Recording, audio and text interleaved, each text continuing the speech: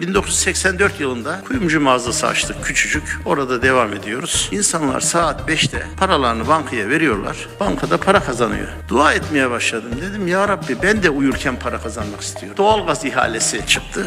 Tabii doğalgazın da D'sini bilmiyoruz. Dedim ki bu uyurken para kazanmak işidir. Bir babanın evladına bırakacağı en önemli miras halka açık şirkettir.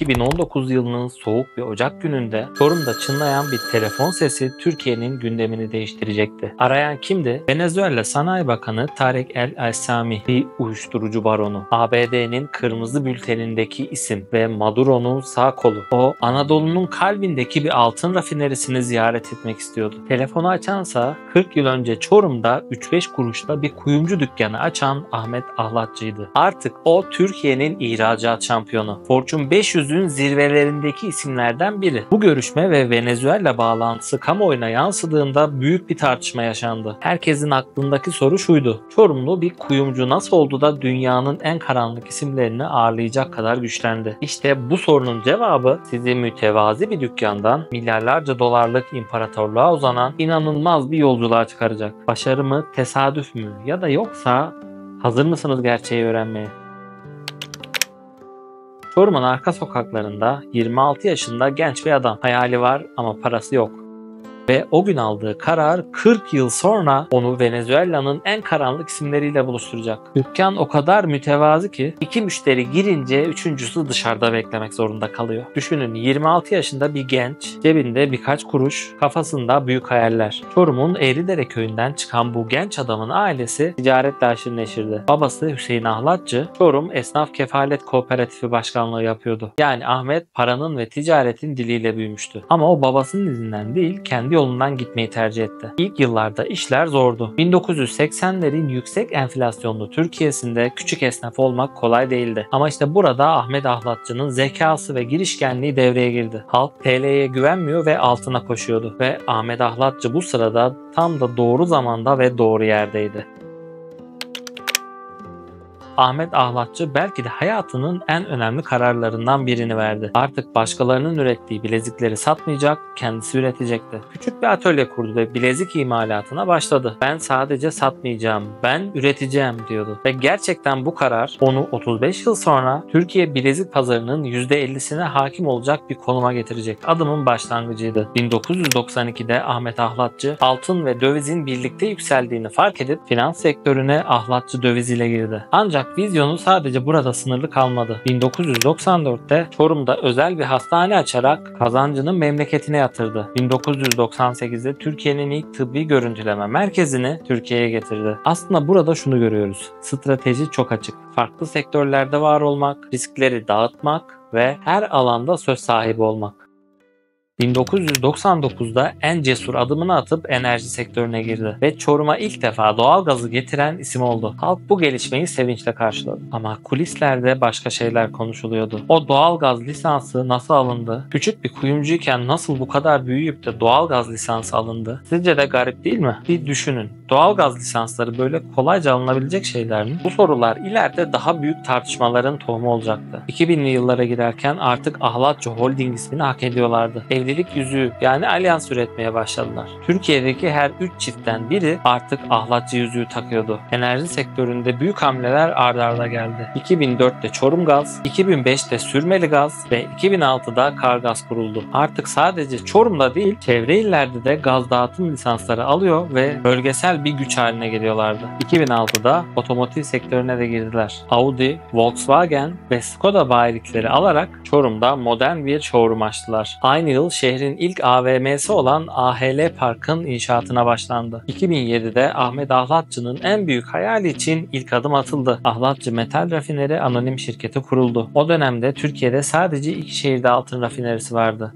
İstanbul ve İzmir. Üçüncüsü de Anadolu'nun göbeğinde Çorum'da yükselecekti. 2011'de ve Çorum Organize Sanayi Bölgesi'nde devasa bir tesis faaliyete geçti. Cam ve çelikten inşa edilmiş bu modern merkez, önündeki fıskiyeler ve dev cam elmas heykeliyle şehrin silüetine yeni bir sembol ekledi. Tesisin kapasitesi nefes kesiciydi. Günde 2,5 ton altın işleme, 2 ton gümüş rafine etme, %99,99 saflık oranı ve dünya standartlarında teknoloji. 2012'de Türkiye Cumhuriyeti Darphanesi'nden yetkili ayar evi statüsü aldı. Artık kendi damgasıyla külçe altın üretip satabiliyordu. 2019 yılına gelindiğinde mücevherat sektöründe ihracat birincisi oldu. 2014 yılında Milli Piyango özelleştirme ihalesinde ERG İnşaat'la birlikte kurulan konsorsiyum tam 2 milyar 750 milyon dolar gibi devasa bir teklife sadece 5 milyon dolar farkla kaybettiler. Ama bu Ahmet Ahlatçı'nın gölgelerinden çıkıp ulusal bir figür olduğu andı. Türkiye o gün Anadolu'nun gizli devini tanımıştı. Tabii bizim ülkemizde böyle büyük holdinglerin illa bir tarafı siyasete dayanır. Ahmet Ahlatçı'nın siyasilerle olan ilişkileri 2010 yılından itibaren iyice gün yüzüne çıktı. 2018 yılında kritik bir gelişme yaşandı. Türkiye'nin Venezuela ile geliştirdiği ticari ilişkiler kapsamında Ahlatçı da bu sürecin bir parçası oldu. Caracas'ta yapılan görüşmelerde Türk iş dünyasının temsilcileri arasında yer aldı. Venezuela temaslarından bir ay sonra bir patlama yaşandı. Venezuela Sanayi Bakanı Tarek El Aissami Çorum'a geldi ve Ahlatçı'nın altın rafinerisini ziyaret etti. El Aissami kimdi? ABD'nin en çok aranan isimlerinden biri. Uyuşturucu kaçakçılığı suçlaması, kara para aklama iddiaları ve ayrıca Maduro'nun sağ kolu. Plan şuydu: Venezuela altınlarını Türkiye'ye gönderecek, Ahlatçı rafine edecek ve karşılığında büyük paralar ödenecekti. Ama birden Amerika devreye girdi ve Türk iş insanları uyarıldı. Ahlatçı Holding de son anda anlaşmadan vazgeçti. Bu olay Ahlatçı'nın nedenli büyük oyunların içerisinde olduğunu da gösterdi. 2020'deki Covid pandemisi sırasında Ahlatçı yerli Covid-19 aşısı geliştirme sözü verdi. Faz 1 denemelerine kadar gelinse de bürokratik engeller dolayısıyla proje rafa kaldırıldı. 2022'de Borsa İstanbul'da bankacılık hisselerinde manipülasyon soruşturması kapsamında Ahlatçı yatırımda hedef oldu. Ahmet Ahlatçı kendini "biz sadece aracıyız" diyerek savundu.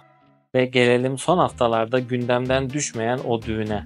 Ahmet Emin Ahlatçı, ünlü futbol yorumcusu Sinan Engin'in kızı Elif Engin'le evlendi. İşte düğünün inanılmaz detayları. 5000 davetli, 25 özel jet ve 2 charter uçak, nikah şahitleri Dursun Özbek, Aziz Yıldırım, Acun Ilıcalı ve Fatih Terim ve birçok siyasi isim. Ayrıca Alaaddin Çakıcı ve Sedat Peker'in de çelenkleri oradaydı. Tabii biz zenginin malı züğürdün çenesini yorar hikayesine çok fazla takılmadan ilginç bir detaya değinelim. Düğün konvoyu Çorum'a girerken tüm hız radarları kapatıldı iddiaları yayıldı. Normalde vatandaşa ceza kesen bu radarlar zengin düğünü için devre dışı bırakıldı. Millete açık, onlara kapalı. Tepkisi büyük bir yankı uyandırdı ve eşitlik tartışmalarını alevlendirdi. Ahlatçı Holding'in toplam grup cirosu 127 milyar lira ve Ahmet Ahlatçı'nın serveti 5 milyar doların üzerinde. 70 şirket, 10 farklı sektör, 5000'den fazla çalışan ve 43 ülkeye ihracat. Bankalar, elektronik ödeme sistemleri, hava yolları ve daha nicesi. Ahlatçı'nın 40 yıllık başarısının altında birçok faktör yer alıyor. Belki de bunların içinde en etkilisi sağlam siyasi ilişkilerinin olması. Siz bu konuda ne düşünüyorsunuz? Lütfen yorumlarda yazın. Geriye dönüp bakınca 40 yıl önce başlayan bir esnaflık macerası bugün milyarlarca dolara ulaşmış durumda. Peki bu nasıl mümkün oldu? Cevap şurada gizli. Doğru zamanda, doğru yerde ve doğru kişilerle. Kimileri Anadolu mucizesi diyor, kimileri sistem böyle çalışıyor diyor. Kimileri de bu konuda siz ne düşünüyorsunuz? Çünkü hikaye henüz bitmedi. Ahlatçı ailesi büyümeye devam ediyor. Devamını hep birlikte bekleyip göreceğiz. Hikayemiz hoşunuza gittiyse videoyu beğenip kanala abone olmayı unutmayın. Haftaya görüşmek üzere. Hoşça kalın.